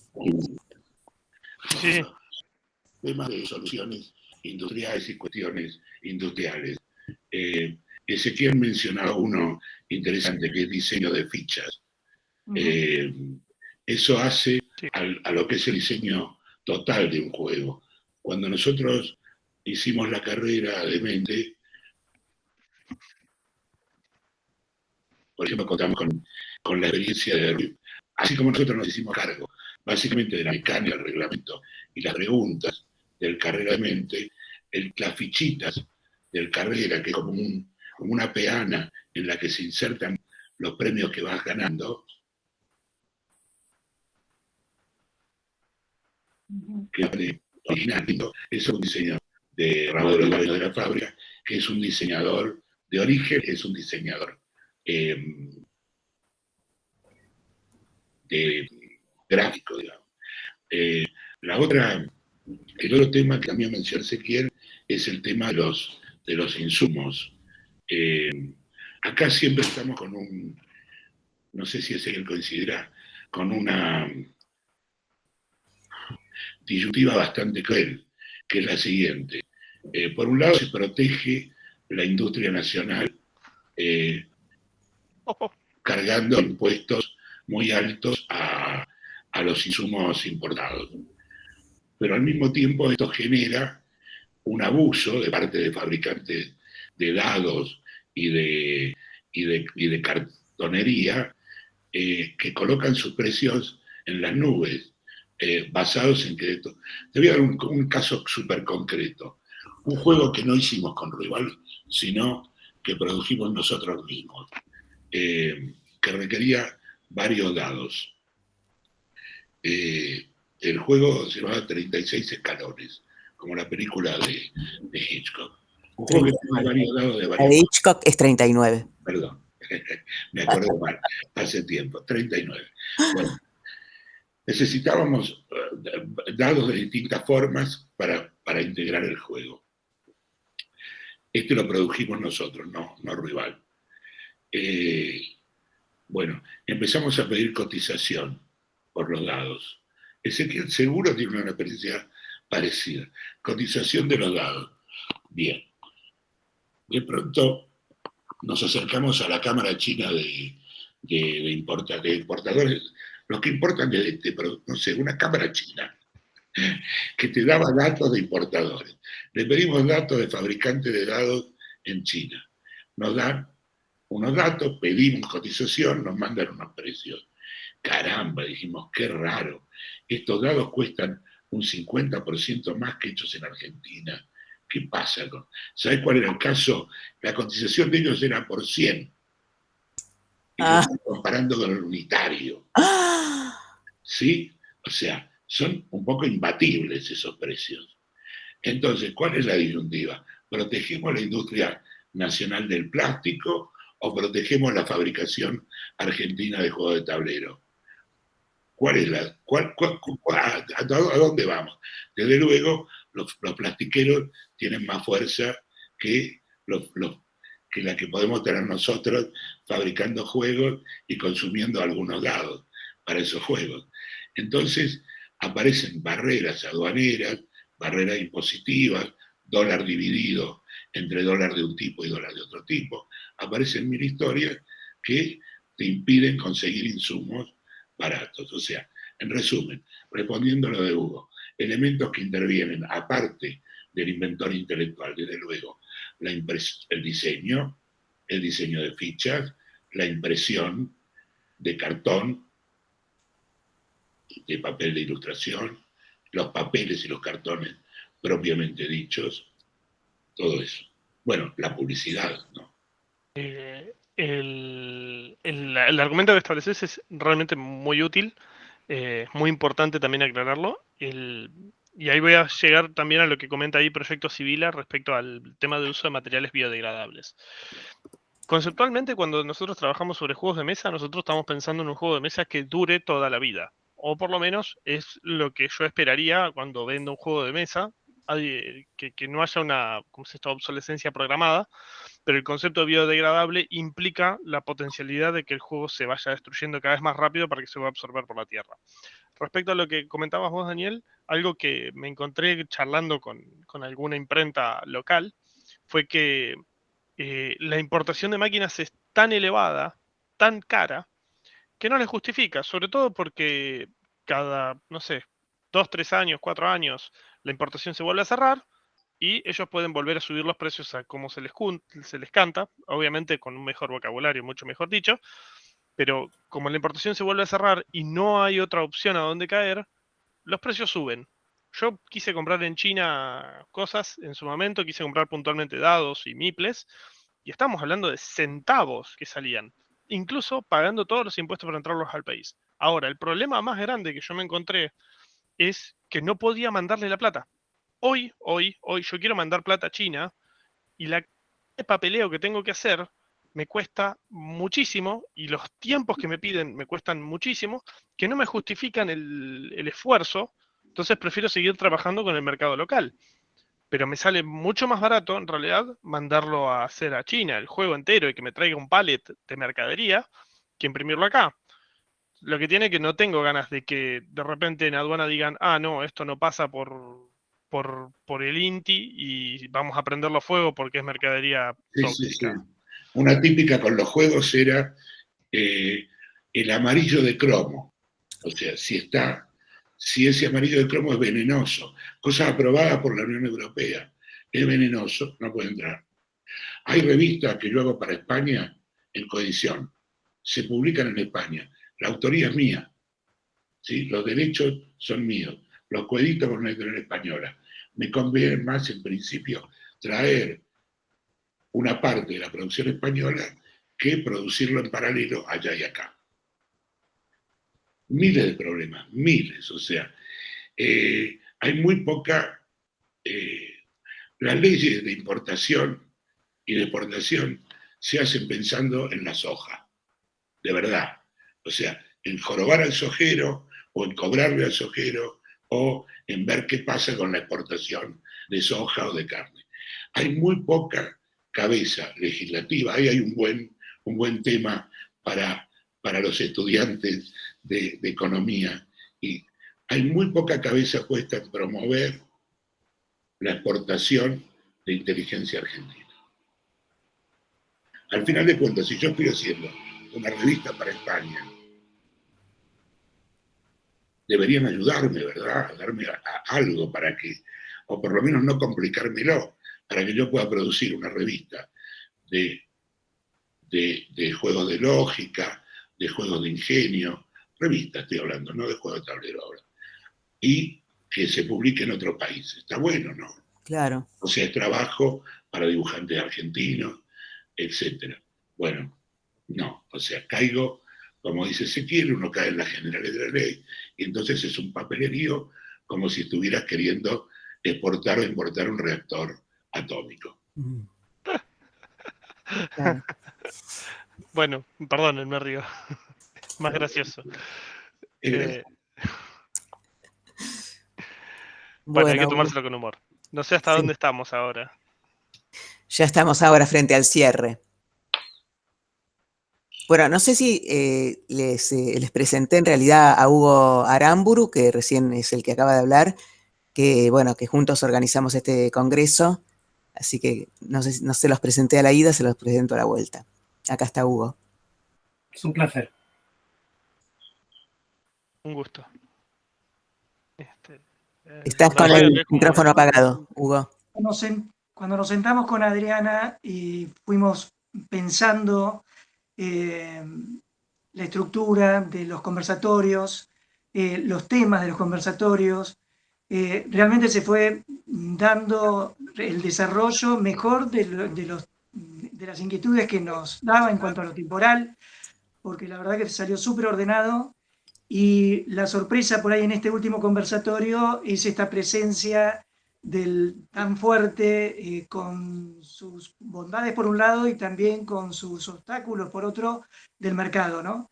Sí. Empezamos hablando de culturas, de poblaciones originarias, de que percibían o no como juego sus actividades, sean adultos o sean niñes, y ahora nos encontramos hacia el cierre con esto imperante, digamos, que tiene que ver justamente con una industria que además, te escuché a vos, Ezequiel, al principio, hablar con tu pareja de gustos de jugar a ciertos juegos, y no siempre son los que, sino que se dedican, digamos, a juegos que son de alguna manera los que acercan los consumidores.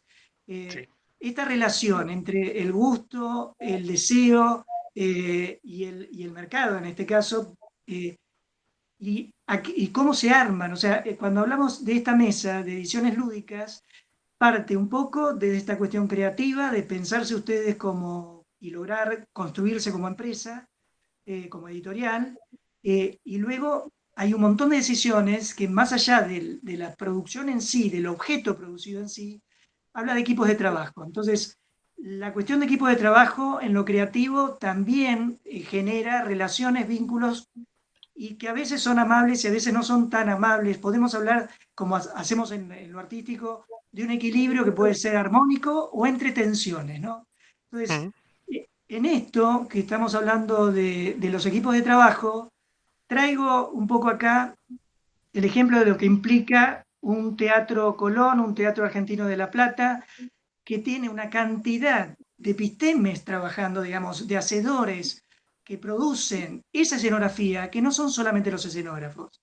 Entonces, en este caso de la industria editorial, entre alguien que diseña un juego, la empresa de editorial, digamos, que decide producirlo, cómo se complementa ese equipo, y bueno, de alguna manera ya se vislumbró esta cuestión de los derechos de autor, que cruza en realidad toda la cultura y todos los que producimos simbólicamente, ¿no?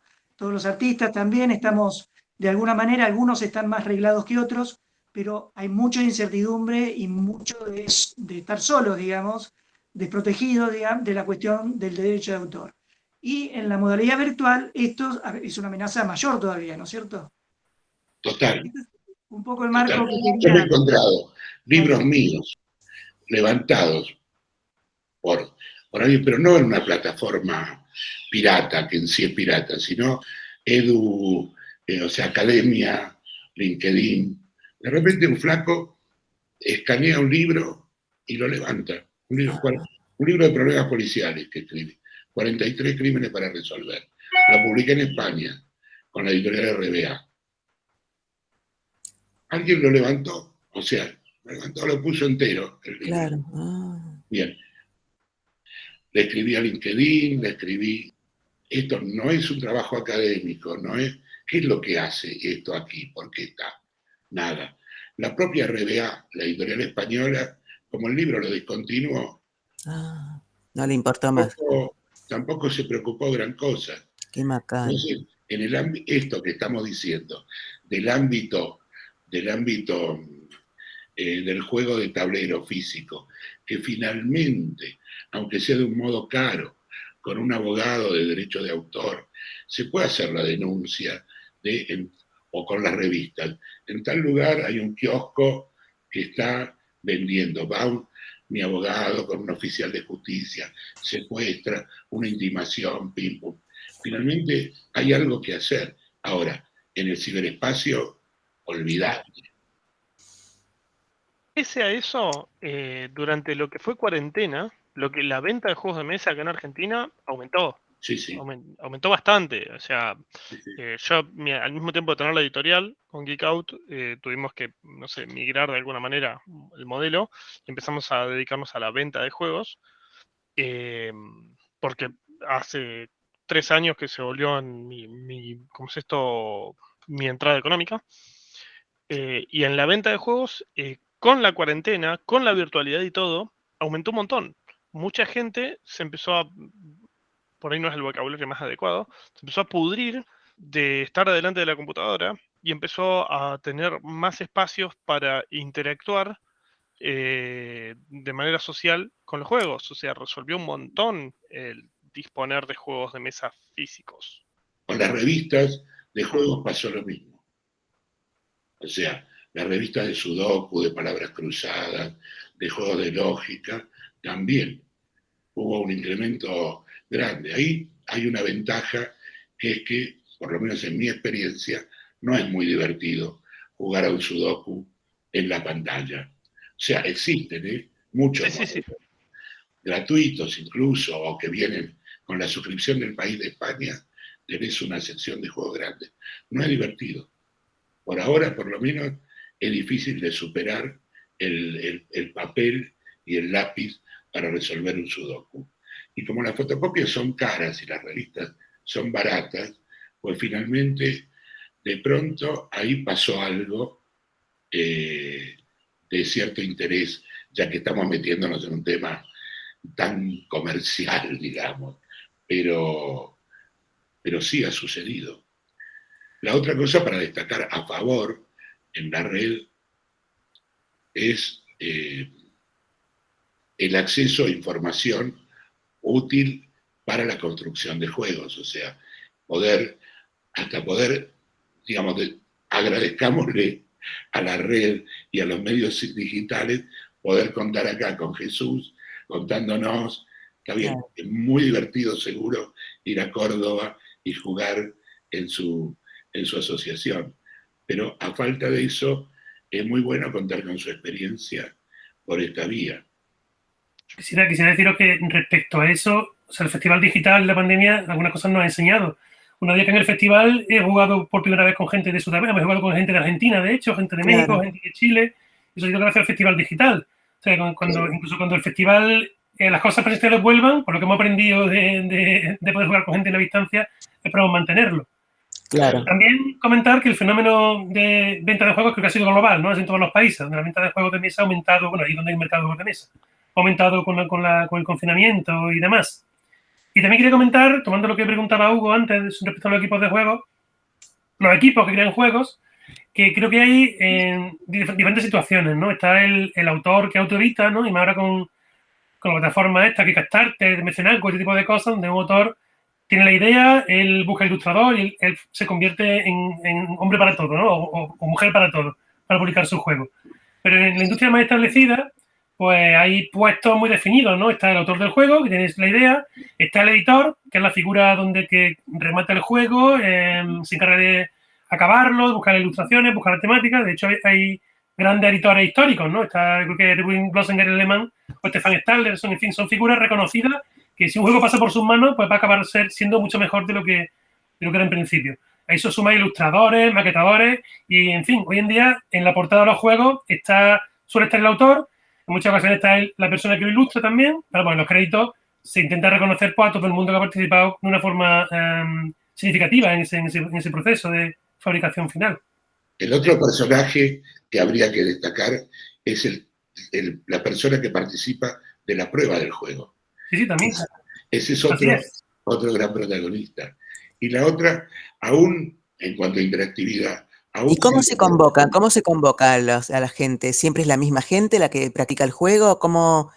Mira, depende del tipo de juego, porque, por ejemplo, yo publiqué un juego de investigación, se llama Watson y Holmes, de casos de policíacos, y tenía un problema.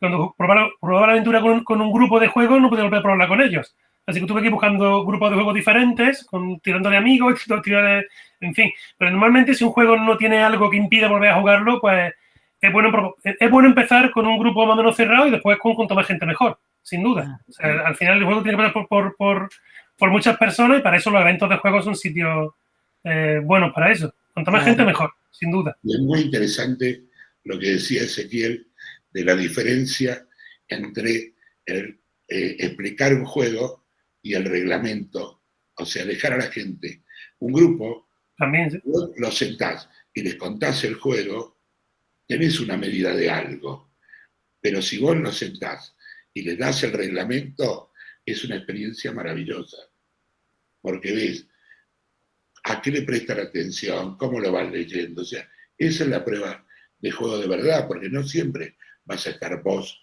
para explicar Claro. en qué consiste.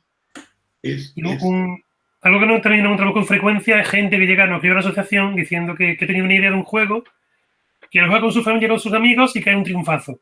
Bueno, pero eso no vale. Aparte de tu círculo cerrado donde tú lo has jugado, ahora tienes que probarlo con más gente, ¿no? O sea, un juego no basta con que el autor esté explicándolo a su familia, que ahí triunfe el juego, para que significa que el juego está acabado para ser publicado, ¿no? Luego es una cosa que siempre decimos a la gente, es que cuanto más lo enseñe y más lo muestre, pues mejor para el juego. Pero ¿cómo convocas a la gente? A la gente que vos querés que un juego lo prueben 50 personas. ¿Y cómo convocas a la gente? ¿Entre tus amigos? ¿Pones un aviso en el diario? ¿Cómo haces para convocar a gente para probar un juego? Mira, algunos, te digo por mi parte y por algunos autores que conozco, tienen un grupo más o menos de confianza de personas que con cierta experiencia, que son donde los juegos se prueban inicialmente. Si es juegos infantiles, incluso tienen grupos en colegios para ir a jugar juegos con gente de infancia, ¿no? Y después de ahí, el siguiente paso, lo que te digo, es llevarlo a eventos de juegos donde lo hagas probar por gente muy desconectada de ti, que tenga relación contigo para tener ese punto de enfoque. Eso es fundamental en cualquier diseño. Claro. ¿Y vos, Daniel, cómo haces para convocar a la gente? Bueno, Carrera de Mente lo probamos de muchas maneras, o sea, a través de gente conocida. Hubo una muy divertida. Una vez lo llevé a todavía no había ni la primera edición. Ahora ya son 15 ediciones diferentes. O sea, vamos renovando las preguntas. Hay preguntas que van quedando antiguas. Algunas van adquiriendo un sabor vintage, pero otras van quedando viejas. O sea, definitivamente, especialmente en el terreno de espectáculos. Lo que está de supermoda hoy, mañana quizá no. Bueno, preguntas de récords deportivos van quedando viejas, no. Pero respecto, la anécdota que quería contar era, una vez llevé el Carrera de Mente todavía sin producir, todo proxy se llama, a Hebraica, a una actividad en un club. Y entonces la experiencia fue desastrosa. Era buena porque había un montón de gente, pero la gente, lo malo era que sabían que nosotros éramos los autores. Entonces nos decían, pibe, o sea, la gente grande, yo tenía en ese momento 32, 33 años, 34, pibe, esta pregunta, ¿cómo se te ocurre que alguien puede saberla? Se cansaban en discutir conmigo. Entonces ahí dije, no, la próxima no voy yo a mostrarlo. Mando a un profesional, a alguien que lo muestre, lo entregue, haga un buen registro de lo que pasa. Ir en persona no servía.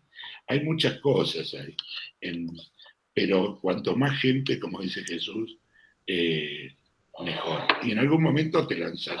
Otra anécdota divertida de prueba de juegos, estaba probando un juego que tenía muchas opciones, o sea, era un juego como de aventuras, ¿no? Entonces, las cartas del juego, no eran cartas, era un libro. En determinado momento decía, bueno, era un juego de aventuras por el Oriente, Marco Polo. Si está, finalmente no lo hicimos, pero no importa. Bueno, sí importa, la verdad que fue la consecuencia de esto. Un libro y un tablero desplegable con aventuras. Entonces decía, llegás a la ciudad de Bajastar. ¿Qué haces? Tenés unos diamantes, había recogido en una opción anterior unos diamantes. ¿Vas al bazar a venderlos o te paseas un poco por la calle oliendo el ambiente de la ciudad? Entonces, si hacías una cosa, ibas a parar a un lado. Si hacías la otra, ibas a parar a otro. Bueno, una especie de elige tu propia aventura, digamos, pero con tablero, con fichas, con libro y todo. Bueno, descubrimiento. Los jugadores de Magic, con los que probaba este juego, Magic saben lo que es, ¿no? Cartas coleccionables, etc. No leían. O sea, apenas una aventura vos la desplegabas en 4 líneas, los chicos se trababan para leer las 4 líneas, o sea, tipos inteligentes, además campeones, jugadores de Magic, de ganarse en el abierto de Magic de Australia $8.000, o sea, o 20.000 campeones, tipos inteligentes, no leían. Entonces este juego no va, no va. Es demasiada lectura como para que funcione. Para estos jóvenes. No va a funcionar. Bueno, vamos cerrando. Una cosa que me había quedado, no me acuerdo qué fue lo que había dicho alguno de ustedes con respecto a los juegos de mesa, que me quedó, iba a decirlo y me quedó, porque en la primera mesa estuvo Javier Pérez, que es secretario de Bienestar Universitario en la universidad, en la Facultad de Ingeniería de la UBA, y ahí hacen noches de juegos de mesa. Los mismos estudiantes se reúnen una vez por mes para hacer, bueno, ahora en pandemia no, pero hasta el 2019, para jugar a juegos de mesa, y de parte de, también les sirve como integración entre el estudiantado y demás. En Exactas también se hace, y después otro de los participantes dijo que también hay una facultad del Litoral que también hace reuniones con los estudiantes de juegos de mesa. Los chicos se reúnen, cada uno lleva su juego y están todos alrededor de una mesa, los mismos estudiantes de distintas materias, pero se encuentran ahí a socializar, a jugar, a despejarse, a incluso hasta hablar de la materia por ahí con algún compañero. O sea que hay eventos muy interesantes que se hacen de juegos de mesa sin celular, que creo que los juegos de mesa no dan para rato. Sí, sí.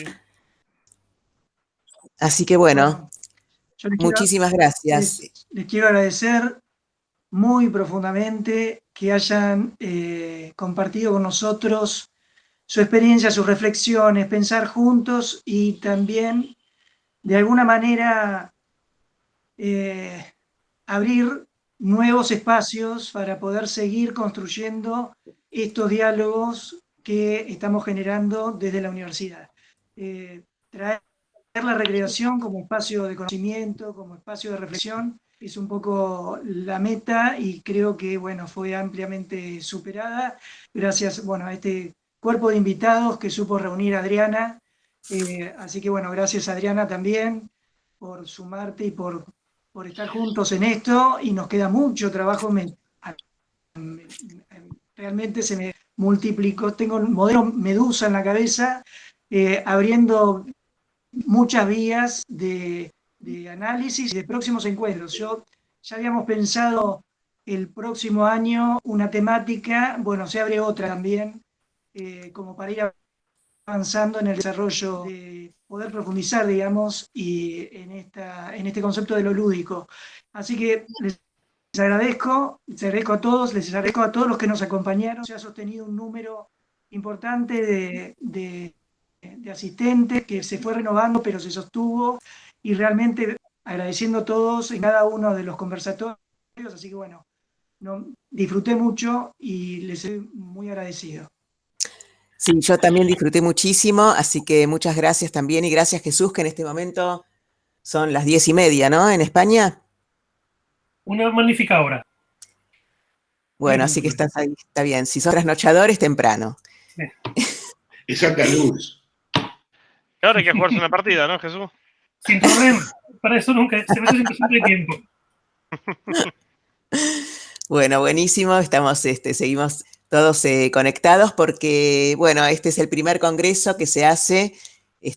Fueron 4 mesas con realmente temas muy interesantes y toda la gente muy predispuesta y con temas diversos. Así que la verdad que, no sé, yo por lo menos aprendí mucho, la pasé bien y estoy muy contenta de haberlos reunido y de haber trabajado con Hugo. Así que yo no sé, Adriana, si hay alguno de los asistentes que quiera acercar algún comentario, alguna reflexión, alguna pregunta, porque no siempre es factible encontrarse con los hacedores de esta mesa también. Claro.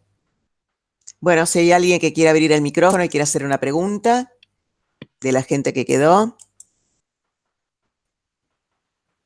¿Alguien quiere levantar la mano, escribir algo? No. Bien. Vi que habían participado de las jornadas que organizó Jesús también, habían comentado en uno. Fue Sí, un Sandra comentario Bisani, pero ya salió del grupo. ya salió, por eso, fueron cuestiones que tenían de alguna manera la intención de establecer un contacto con los participantes, ¿no? Sí. Así que bueno.